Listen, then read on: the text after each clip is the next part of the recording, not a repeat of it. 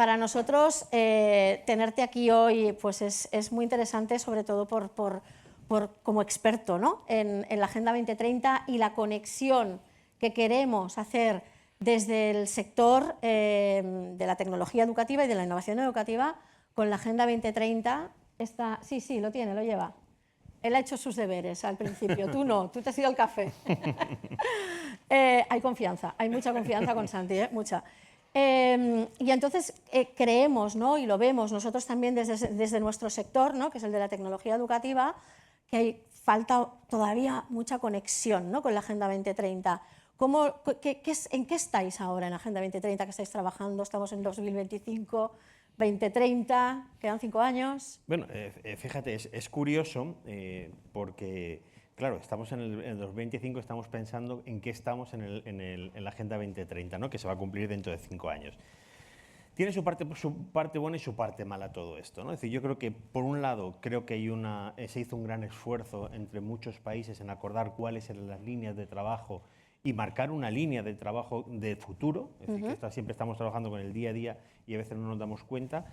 Y además en ese objetivo número 4, que es el que más nos atañe, que además venía de todo un proceso de educación para todos, con UNESCO, etcétera, etcétera, que no veníamos desde cero, y de poner de relieve las necesidades, sin duda alguna, de la atención a la diversidad y sobre todo del derecho de todo el mundo a la educación, etcétera, etcétera, ¿no? Ahora en este momento la verdad que estamos en esa zona valle, que por cierto también pasó en los Objetivos de Desarrollo del Milenio, que estamos en esa zona valle. Ahora la semana que viene creo que es en Sevilla es la cumbre de la financiación del desarrollo, que es una gran cumbre donde lo que va a hacer es marcar las líneas de trabajo de aquí hasta el año 2030 y esperamos, como pasó en los Objetivos de Desarrollo del Milenio, que estos últimos años sean de acelerón. Acelerón por una cosa muy clara, es decir, nadie queremos llegar al final al examen y dándonos cuenta que no hemos cumplido. Entonces todos los países, como pasó en el anterior, en los últimos 2 años, 2-3 años, es cuando hay esa aceleración. A mí me preocupa, ¿no? La aceleración, porque creo que es un tema que es de impacto social y estamos hablando de educación, no estamos hablando de otro tipo de producto o servicio, ¿no? Pero ¿qué podríamos hacer en el sector educativo? Ahora voy a hablar de escuelas y luego hablaré de las empresas que crean tecnología. Pero ¿qué podríamos hacer en este sector, en las escuelas, en los colegios, en las universidades, en los centros FP, para integrar un poco más esa Agenda 2030 y que no sea poner el número 4? Porque al final todos acabamos viendo el número 4, pero cuando entras en los objetivos y los lees, dices... Efectivamente, yo fíjate, he tenido la oportunidad de participar en la confección de la Agenda 2030 cuando se hicieron las reuniones de alto nivel. Entonces era diputado y participé en varias de reuniones de alto nivel y reuniones de expertos. He participado haciéndola en una comunidad autónoma, luego en Moncloa y luego en el Ministerio de Educación. Y en todos los sitios hablábamos de lo mismo, y sobre todo con el sector educativo, que decías, el número 4, este es el mío, y ya está.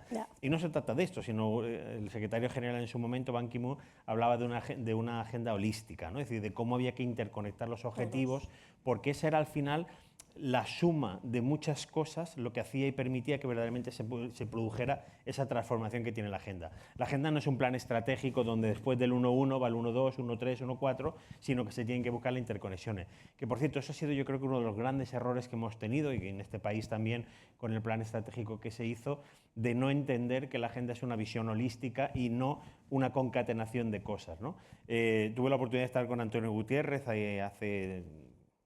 voy a decir hace 2 años, pero si hace 4 años que lo vi y ya me acordaba, pues hace algunos años, vamos a quedar así, hace algunos años, y él me decía efectivamente eso, que es una agenda muy compleja, que es difícil de entender, y sobre todo porque suponía un cambio de paradigma. Sin entrar en temas ideológicos y demás y tal, que yo creo que esto no, bueno, es un poco absurdo en el momento en el que estamos, o siempre ha sido absurdo, yo creo que la agenda lo que nos facilita es tener esa conexión y saber cómo podemos trazar un plan de trabajo.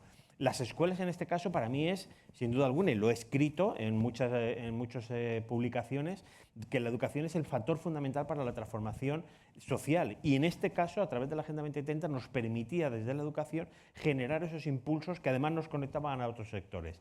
Y algo más importante, ponía a los educandos en el centro, que para mí esta era la parte más importante. Muy, muy interesante.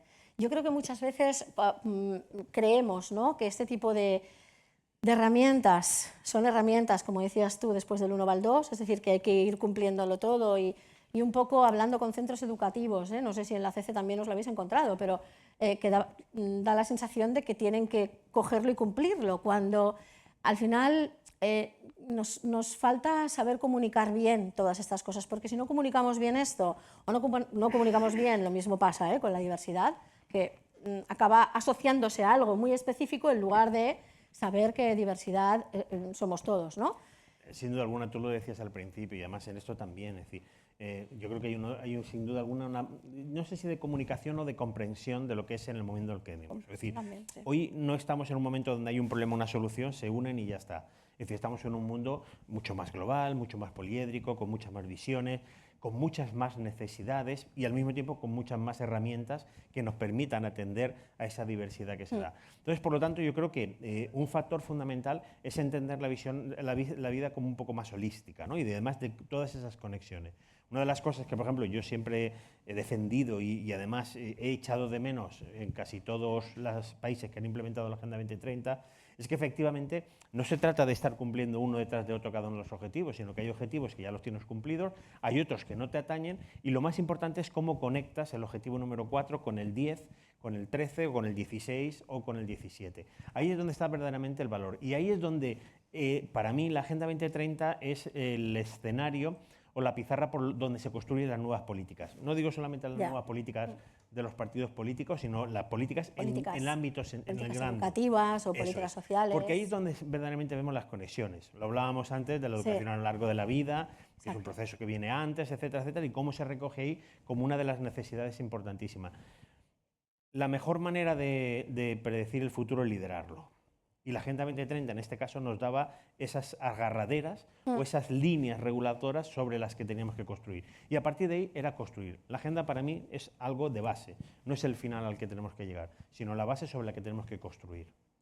Y a nivel de diversidad, a mí me ha sorprendido porque hay muchos temas dentro de la Agenda 2030 que hablan de diversidad, ¿no? Entonces, es algo que las empresas, ¿no?, que os estáis dedicando un poco también, ya no hablo de centros, hablo de empresas en este caso, que os estáis dedicando a generar soluciones a retos, ¿no? La diversidad es un reto, pues soluciones a retos, ¿no? La Agenda 2030 también puede dar muchas pautas, ¿no?, para tener en cuenta, porque hay muchas iniciativas, ¿no?, que están muy claramente escritas y que muchas no tienen respuesta, ¿no? Y claro, la innovación educativa puede pasar por ahí. Claro, tenemos muchas necesidades no resueltas y la agenda lo que nos da es ese panorama más que de lo que estamos haciendo o lo que hemos hecho o lo que está hecho, de todas esas necesidades no resueltas sobre las que tenemos que aplicar tecnologías, políticas, cambio, vuelvo a insistirte en ese concepto de hacer que es el escenario, la pizarra sobre la que se construyen las nuevas políticas públicas. Entonces, con lo cual, eso nos da esa visión de esas necesidades no resueltas sobre lo que se vislumbra qué tenemos que hacer y cómo podemos actuar. Yo creo que ahí es donde está la verdad fundamental. Es decir, tú lo decías, en la diversidad no solo aparece en el objetivo 4, también está en el objetivo 10, aparece también en el objetivo 8, aparece en el objetivo 5. Por lo tanto, nos permite trazar esa línea que desde nuestras potencialidades, desde nuestra labor en los centros o como empresas, o esto, nos permite trazar las líneas sobre las que podemos construir, sobre las que tenemos que construir. Nosotros como clústeres, no sé si lo conoces o si lo conocéis todos, los clústeres que seguimos una metodología muy basada en Michael Porter, obviamente, y toda la cadena de valor, ¿no? Hay un vertical desde hace unos 10, 15 años, muy importante, que es el vertical valor compartido. O sea, tenemos como clústeres, ¿no?, de innovación, tenemos la innovación, la internacionalización, el mercado, la venta, la competitividad, bla, bla, el talento también lo tenemos, ¿no? Pues hay uno concreto, que es el número 5, que es el valor compartido, y se habla mucho de que la estrategia de diferenciación, ¿no?, de organizaciones en general, empresas, fundaciones, instituciones, escuelas, que es lo que nos ocupa a nosotros aquí, pasa por el valor compartido, ¿no? Y pasa por determinar todos estos aspectos que tienen un impacto social y que el usuario, ¿no?, en este caso la familia, no se esperan que en el proyecto educativo de centro aparezcan frases clave y muy claras, ¿no?, sobre la atención a la diversidad en este caso, ¿no? ¿Cuántas veces? Yo he cogido muchos proyectos educativos de centro y no lo he visto. He visto muchas cosas, ¿eh? Lo de la calidad, por ejemplo, aparecía por todas partes porque también fue la moda, ¿no?, de que tenía que aparecer por todas partes, ¿no?